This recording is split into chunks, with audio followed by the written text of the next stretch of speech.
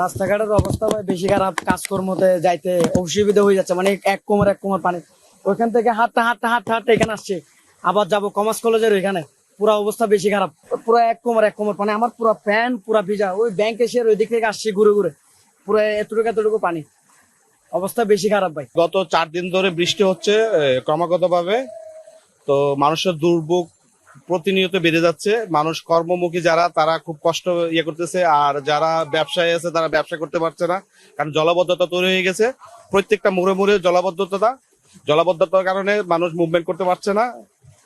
মানে মানুষের যে কষ্টটা আসলে চরম পর্যায়ে চলে গেছে, এক্সট্রিম পর্যায়ে। যত তাড়াতাড়ি সম্ভব সংস্কার করা দরকার, না হলে এগুলো আমাদের জন্য বুঝছেন।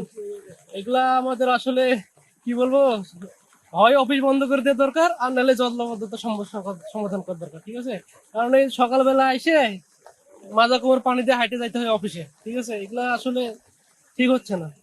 অন্তত যত তাড়াতাড়ি সম্ভব আমাদের জন্য অন্তত রাস্তাটা অন্তত সমস্যা করা দরকার। ঠিক আছে, যেরকমের বৃষ্টি হচ্ছে এর আগে কোনো সময় এরকমের বৃষ্টি দেখি নাই। এই যে কত কষ্ট করে ডকুমেন্ট যে আমদানি করা যে ডকুমেন্ট গুলো, এগুলো যদি পানিতে পড়ে যায় তো দোষ হবে আমাদের, ভুগতে হবে কষ্ট।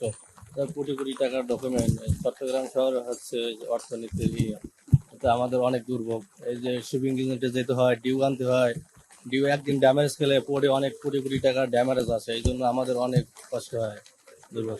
একটা সাদা সাবের সুফল এটা।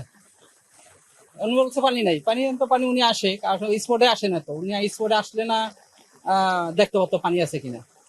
উনি তো স্পটে আসে না, উনি তো সুন্দর ওনার চাপারে বসে আছে। আসুক, আগ্রাবাদ আসুক, আসে দেখুক। শুধু আগ্রাবাদ না, অন্য অন্য জায়গায় এলাকায় যাক।